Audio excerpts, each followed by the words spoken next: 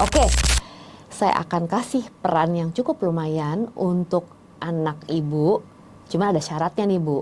Nah, Opmovers, ternyata syaratnya adalah si Alin ini harus tidur sama Dodi. Wah, di situ si Rianti langsung kesel banget dong.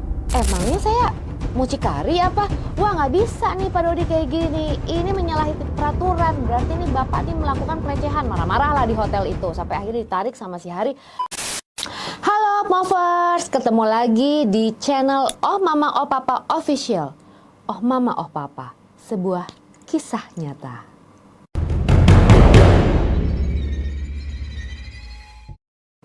Nah, Opmovers, episode kali ini kita akan sharing cerita dari Ibu Rianti. Ibu Rianti ini tinggalnya di Jakarta, jadi dia adalah seorang ibu rumah tangga yang memiliki 2 anak dan tentunya 1 suami. Jadi anaknya itu ada 2, laki-laki dan perempuan ya. Nah, latar belakang kehidupan keluarga Ibu Rianti ini sebenarnya berkecukupan. Jadi suaminya ini adalah seorang pengusaha ya. Nah, yang suka pergi keluar kota seperti itu. Nah, terus udah gitu si Ibu Rianti ini nih sangat care banget sama masa depan anak-anaknya ya.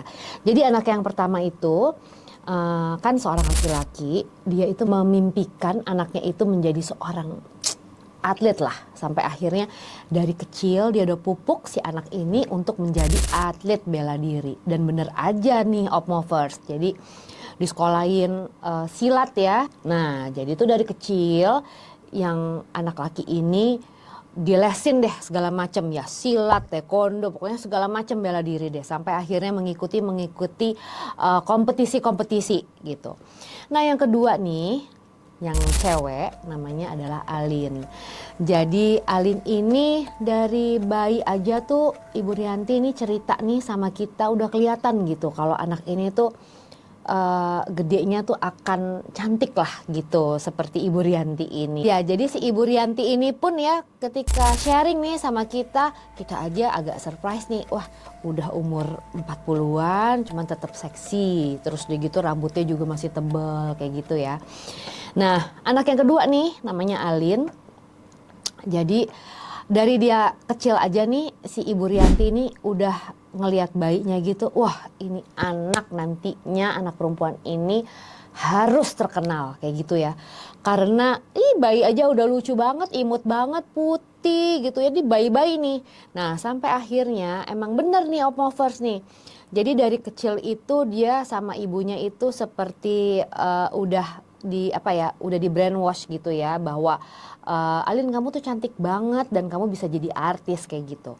Nah sementara suaminya si Ibu Rianti ini kan pengusaha ya, yang suka banget ke luar negeri, keluar kota gitu. Jadi menyerahkan semua pendidikan anak-anaknya ke Ibu Rianti ini. Nah Opmovers, ketika Alin ini memasuki usia SD ya, Ibu Rianti ini telah mengikutkan si Alin ini untuk ikut casting gitu ya, casting iklan-iklan, baik iklan media cetak, media TV kayak gitu ya.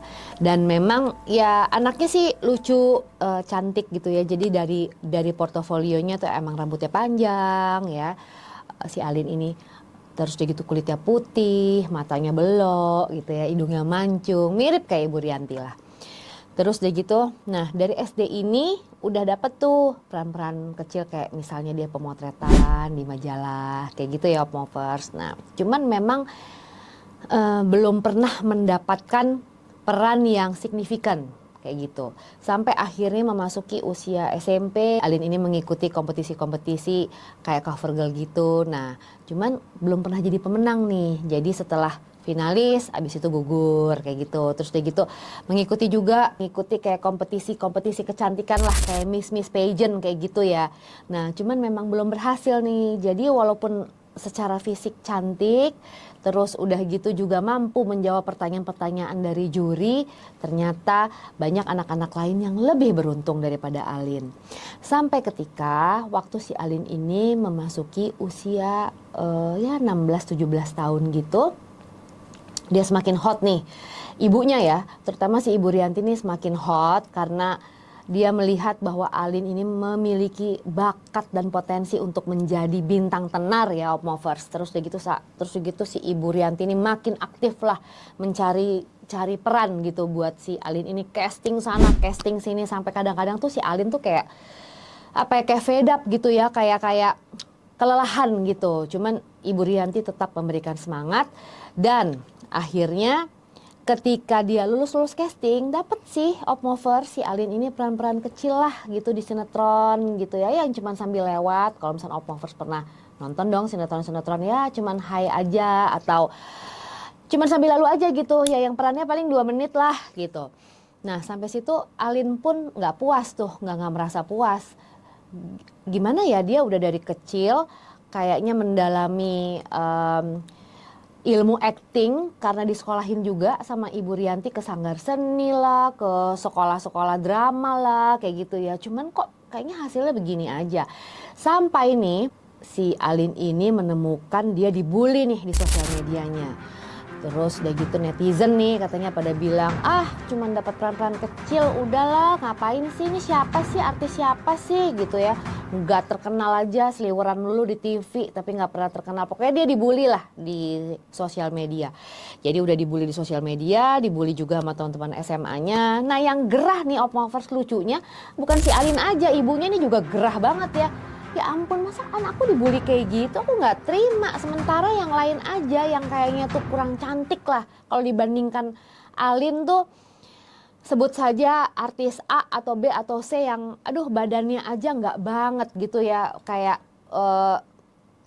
agak gemuk-gemuk gimana, terus udah gitu kulitnya juga nggak halus-halus banget aslinya gitu. Cuman kenapa anak saya kok nggak pernah mendapatkan peranan yang penting gitu. Sementara di beberapa sinetron nih, si Ibu Rianti ini selalu nemanin si Alin ya. Jadi dia selalu melihat aslinya muka-muka si artis-artis inilah ya yang jadi peran utama. Dia selalu merasa bahwa anak aku tuh lebih cantik daripada si pemeran utamanya gitu kan. Ada yang jerawatan, ada yang kulitnya sebenarnya hitam, cuman kalau misalkan sampai di kamera tuh putih, sementara anak aku benar-benar bening. Nah, kenapa ya nih anakku gini? Terus udah gitu dan si Ibu Rianti ini nggak terima kalau anaknya dibully. Dan Alin pun akhirnya juga jadi nggak semangat. Mah aku tuh dibully-bully gini deh, udah ini kali bukan jalan hidup aku deh mah. Nggak bisa, ini kamu udah tekunin dari kecil, pokoknya kamu harus sukses di sini gitu. Terus udah gitu sampai akhirnya si Ibu Rianti ini ya, dia juga termasuk emak-emak yang lumayan gaul ya. Berkenalan lah dengan seorang kameramen sebuah stasiun TV nasional gitu ya. Dia curhat lah mengenai Alin ini ke kameramen ini, sebut saja namanya Hari. Mas Hari, gimana ya, anak saya tuh udah dari SD ikutan iklan, pemotretan, pokoknya semua tuh udah dijalanin. Bahkan dia juga sekolah acting juga. Gimana ya supaya dia ngetop, karena di portofolionya dia udah banyak banget nih, dia memiliki peran-peran kecil, cuman nggak pernah ada yang lebih dari 2 menit gitu. Kamu bisa bantu anak saya nggak gitu. Terus gitu si Hari bilang, oke, Mbak, ada nih Mbak gitu kan. Aku kenal sama seorang produser yang memproduksi sinetron ABC. Jadi si Hari ini menceritakan bahwa produser inilah yang memproduksi. Begitu Rianti itu mendengar nama-nama sinetronnya, dia langsung, wah itu kan sinetron ngetop-ngetop banget. Iya itu kan sampai tayang di stasiun TV aku, mau nggak aku kenalin gitu. Oh boleh. Terus deh gitu akhirnya si Hari ini setting waktu lah untuk Ibu Rianti ini bertemu dengan sang produser, sebut saja namanya Dodi ya. Nah bertemunya di sebuah hotel X di Jakarta Selatan. Terus udah gitu waktu itu ya sore-sore gitu si Ibu Rianti datang dengan si Hari ditemenin. Terus udah gitu mereka ngopi-ngopi lah ya. Terus udah gitu si Ibu Rianti ini bawa segala biodata atau profil anaknya ke si Dodi ini. Terus udah gitu si Dodi sambil manggut-manggut, begini aja nih, oh cantik ya Bu anaknya gitu. Sayang banget kok nggak pernah kedapatan peran utama nih gitu. Apa yang kurang dari anaknya? Terus udah gitu si Ibu Rianti bilang, nah itulah Pak, saya tuh juga nggak ngerti, anak saya tuh cantik, badannya bagus, aktingnya oke, sekolahnya juga lumayan. Sampai-sampai nih anak anak ini bener-bener termotivasi banget loh untuk menjadi artis. Dia sampai gimana ya, lulus SMA aja pinginnya jadi artis gitu, nggak mau kuliah gitu. Terus udah gitu akhirnya disitulah sang produser ini atau si Dodi ini bilang sama Ibu Rianti, oke, saya akan kasih peran yang cukup lumayan untuk anak ibu, cuma ada syaratnya nih Bu. Nah, Opmovers, ternyata syaratnya adalah si Alin ini harus tidur sama Dodi. Jadi itulah imbalannya supaya si Alin ini bisa dikasih peran. Wah, di situ si Rianti langsung kesel banget dong. Emangnya saya mucikari apa? Wah, nggak bisa nih Pak Dodi kayak gini. Ini menyalahi peraturan. Berarti ini Bapak ini melakukan pelecehan. Marah-marah lah di hotel itu. Sampai akhirnya ditarik sama si Hari. Aduh, kamu jangan kayak gitu. Gitu. Aduh, Mbak tuh jangan kayak gitu. Itu dia produser terkenal. Ah, saya pokoknya nggak mau. Gitu. Terus deh gitu, Hari bilangin sama dia, jangan kurang ajar. Alin itu perawan gitu dan dia anak saya tuh memberikan pendidikan agama yang kuat sama dia. Jadi nggak mungkin lah saya mau menjual anak saya sendiri. Gitu Rianti. Terus deh gitu Opmovers, begitu dia nyetir sendiri nih ke rumah, dia langsung kayak ada pikiran-pikiran berisik gitu ya. Wah iya ya, Alin ini anak aku tuh cantik, kenapa ya kok nggak pernah dapat peranan yang penting gitu. Apakah ini bisa menjadi sebuah jalan? Apalagi tadi si Dodi tuh bilang beberapa artis yang udah terkenal itu emang pernah tidur sama dia untuk mendapatkan peran-peran itu. Terus dia gitu, cuman masa aku harus menjual anak aku sendiri sih demi dia menjadi artis? Enggak. Nah jadi disitulah selama perjalanan itu udah kayak ada malaikat sama iblis gitu ya. Yang satu bilang enggak, yang satu bilang iya. Sampai akhirnya di rumah Rianti itu uring-uringan dan mendapati lagi si Alin nih datang pulang sekolah tuh udah kesel aja karena dibully terus sama teman-temannya gitu ya. Jadi dibilang model kaleng-kaleng lah, artis nggak terkenal lah kayak gitu. Sampai akhirnya wah kalau aku nggak cerita nih sama si Alin bahwa aku udah ketemu seorang produser yang bisa membawa dia menjadi terkenal, kayaknya nggak fair juga deh buat anak aku yang udah bekerja keras dari kecil gitu. Cuman gimana ya, nanti kalau misalkan dia mau nih sebagai imbalannya dia harus tidur sama si Dodi ini gimana ya. Dah selama 3 hari dia pikirin dan akhirnya Opmovers, malaikat kalah ya. Jadi yang di sebelah kiri itu yang menang, bilang oke, bilang aja sama Alin. Akhirnya dia bicarakan sama Alin, oke Alin, ini mama udah ketemu dengan Om Dodi namanya, dia produser sinetron A, B, C yang udah ngetop-ngetop itu loh. Terus udah gitu cuman dia mau kasih peran nih ke kamu. Wah si Alinnya kan seneng banget, aduh Ma Alin seneng banget, oke aja deh mau, oke pokoknya Alin mau. Cuma ada syaratnya, nah apa Ma? Ya itulah mama juga lagi bingung, dia minta kamu check in sama dia 1 malam aja. Nah di situ si Alin sih kayak terperanjat gitu ya, kayak kaget gitu. Hah? Ya nggak mau lah Mah, masa Alin masih kecil gini tidur sama om-om. Nah di situ si Rianti sebenarnya merasa bersyukur ya. Aduh untung deh dia nggak mau gitu. Jadi gue bisa ngeblok nih pikiran aku yang nggak bener ini gitu. Ya udah kalau kamu nggak mau sih nggak apa-apa. Ya udah kita pakai aja jalan normal lah. Udah nanti tinggal faktor keberuntungan aja tinggal berpihak ke kamu. Nah nggak lama nih itu kan dia ngomong siang ya, malam-malamnya ternyata si Alin bilang nih sama ibunya gitu, Mah nggak apa-apa deh Mah aku mau gitu. Karena ternyata setelah dia konfirmasi kepada teman-temannya ya artis-artis pemula lainnya, memang caranya adalah seperti itu. Untuk mendapatkan peran harus ada sesuatu yang dikerjakan. Nah biasanya adalah tidur dengan produsernya. Disitulah si Rianti langsung, aduh dia mau lagi gitu kan, gimana ya.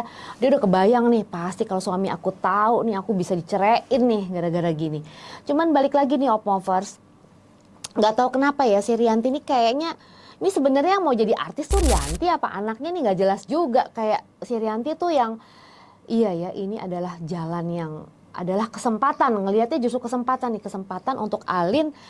Jangan-jangan nanti dia bisa nih jadi artis sebeneran gitu ya, sesuai dengan mimpi aku dulu semenjak si Alin itu bayi gitu.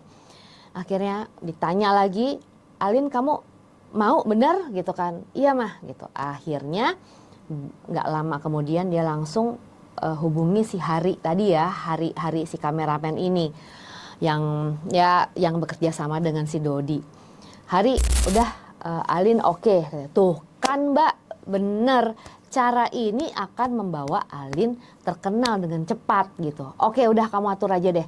Cuman saya mau konfirmasi, mau make sure apakah Dodi itu akan memberikan peran yang penting nih buat si Alin untuk sinetronnya dia. Oke, kita set up waktu lagi. Akhirnya Dodi, Hari, Rianti sama Alin ketemulah lagi di hotel. Terus udah gitu si Rianti ini bilang sama si Dodi ini, oke Pak, tolong buktiin deh anak saya ini emang bener-bener akan dipakai. Oke Bu, akhirnya dia speakerin lah sutradaranya nih yang mau bikin sinetron. Terus udah gitu dia pastikan bahwa Alin walaupun belum menjadi peran utama ya, cuman Alin ini dapat peran pendukung lah yang durasinya cukup panjang. Nah selepas itu akhirnya oke Bu, sesuai janji Alin sama saya mau pergi dulu nih gitu. Alin, kamu udah oke kan? Ditanya nama Dodi gitu. Kamu udah tahu kan? Udah Om.